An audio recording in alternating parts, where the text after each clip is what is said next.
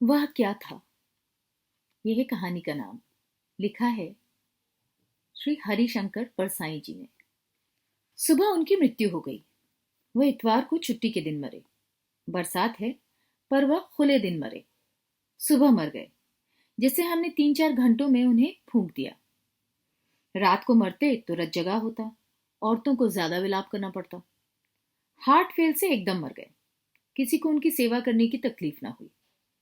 शनिवार को वेतन लेकर क्रियाकर्म का खर्च छोड़कर मरे। वसीयत लिखकर मरे, जिससे आगे परिवार में झगड़ा ना हो। जैसे जिए वैसे ही मरे।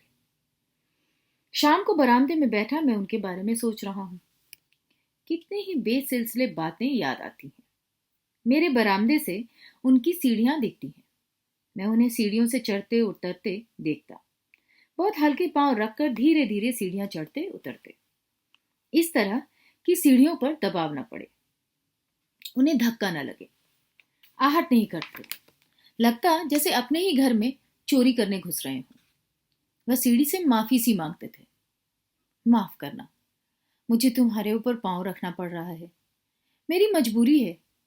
मुझे घर में तो जाना ही पड़ेगा। जगह छोटी है। सीढ़ी के पास कभी 3-4 साइकिलें रखी होती। वह कोई साइकिल हटाकर रास्ता नहीं बनाते।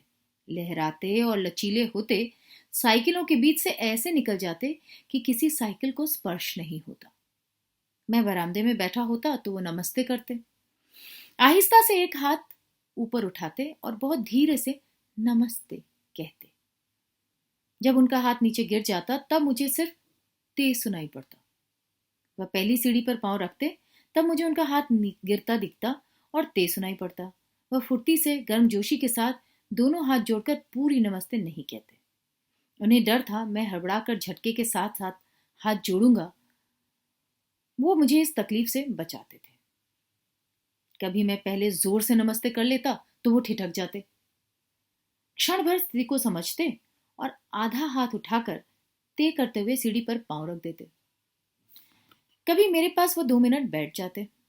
याद आता है वे बैठे थे। मक्खियां बहुत थी। मैं एक पत्रिका से जोर जोर से मक्खियां उड़ा रहा था। मैंने देखा उनकी नाक पर भी 2 मक्खियां बैठी थी। बड़ी देर बाद उन्होंने हाथ उठाया और आहिस्ता से मक्खियों को उड़ा दिया, जैसे क्षमा मांग रहे हों। माफ करना, मेरा इरादा तुम्हें कतई तकलीफ देने का नहीं है, पर तुम मेरी नाक पर बैठी हो। जरा परे हट जाओ। चाहो तो दोबारा बैठ जाना। नाक तुम्हारी तो है। एक दिन शाम बिजली चली गई। मैं मोमबत्ती जलाए बैठा था। वह आकर बैठ गए। मैंने कहा, बिजली चली गई? बोले, हाँ जी, अंधेरा हो गया। मैंने कहा, मेरी तो तबीयत ठीक नहीं है। आप जरा उस सामने के मकान से फोन कर दीजिए, बिजली आ जाएगी। उन्होंने कहा, आ जाएगी जी, सभी के यहाँ तो अंधेरा है। वह नहीं गए। मैंने दोबारा कहा तो उन्होंने वही जवाब दिया, सभी के यहाँ तो अंधेरा है। मुझे समझ में नहीं आ रहा था कि सबके घर में अंधेरा है, इससे उनके घर में उजाला कैसे हो जाता है। पर वह तो संतोष से बैठे थे। बरसात में सामने पानी भर गया था, कीचड़ जमा हो गया था। वह अक्सर कहते, वहां कीचड़ हो गया है, तकलीफ होती है। मैंने कहा, वहां थोड़े पत्थर और ईंट डलवा दीजिए। उन्होंने कहा, क्या करेंगे जी, सभी को तकलीफ है। सभी को तकलीफ है, इस एहसास से वहां पत्थर और ईंट तो नहीं डलवा रहे थे। पांव, जूते, कपड़े खराब कर कीचड़ से निकलते। एक पड़ोसी ने वहां पत्थर वगैरह डलवाए तो इन्हें भी सुभीता हो गया। कितनी छोटी छोटी बातें हैं। अजब आदमी था, कोई प्रतिरोध ही नहीं करता था। एक दिन बाहर से आए तो मेरे पास बैठ गए। कहने लगे, मुझे तो पड़ोसी के कुत्ते ने काट लिया। मैंने कहा, कहाँ पर? उन्होंने कहा, मैं चला जा रहा था कि कुत्ता झपटा, पाँव में उसने मुंह मारा। गनीमत यह हुई कि दांत पाँव में नहीं लगे, पैंट फट गई। ये देखिए। मुझे गुस्सा आया। मैंने कहा, उस कुत्ते की बड़ी शिकायतें हैं, आप पुलिस में रिपोर्ट कीजिए। उन्होंने कहा, क्या रिपोर्ट करें जी, सभी कुत्ते काटते हैं। मैंने कहा, आपकी पैंट फट गई है, आप कुत्ते के मालिक से पैंट के पैसे लीजिए। उन्होंने शांति से कहा, अजी सभी को कुत्ते काटते हैं।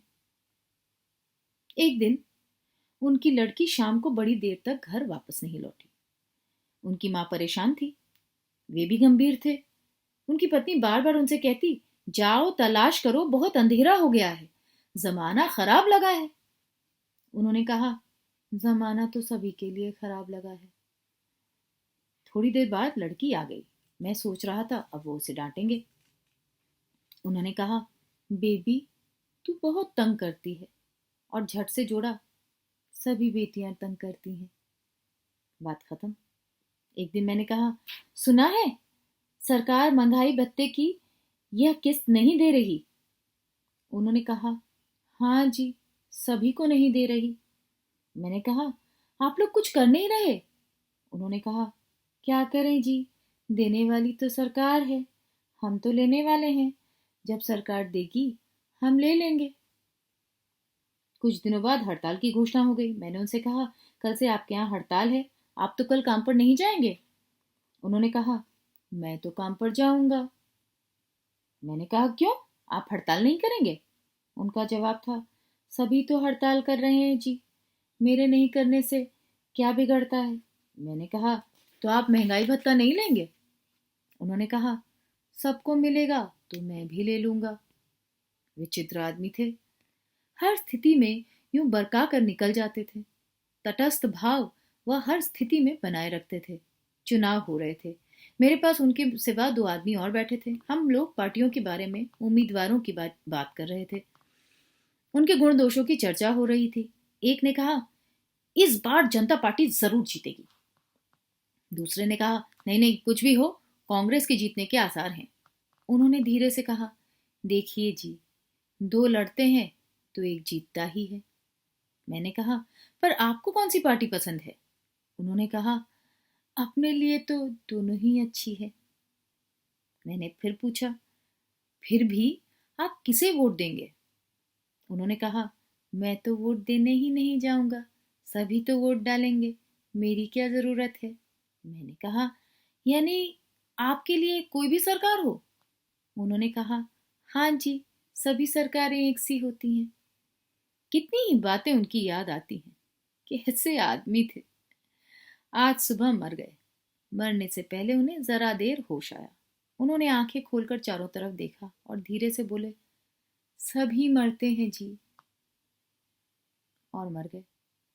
सोच रहा हूं कैसा आदमी था, कभी प्रतिरोध नहीं, कभी तन कर खड़ा नहीं हुआ, चींटी से भी बचकर चला, कोई अस्वीकार नहीं किया, कोई विरोध नहीं, उसे कोई भी असहनीय नहीं लगा। एक ऐसा आदमी था जिसके पास जलती मशाल ले जाओ तो वही बुझ जाए। मैं सोच रहा था, एक पड़ोसी मित्र आ गए। वह भी मरहूम के बारे में ही सोच रहे थे। कहने लगे, भाई क्या आदमी था, मैं तो सोचता हूं संत था। मैं कुछ नहीं बोला। मित्र ने फिर पूछा, बताओ क्या था वह?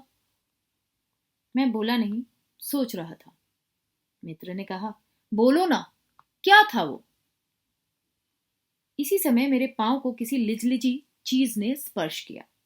मैंने जोर से पांव झटकारा। केंचुआ दूर जा पड़ा। मित्र ने पूछा, क्या था? मैंने जोर से कहा, केंचुआ था।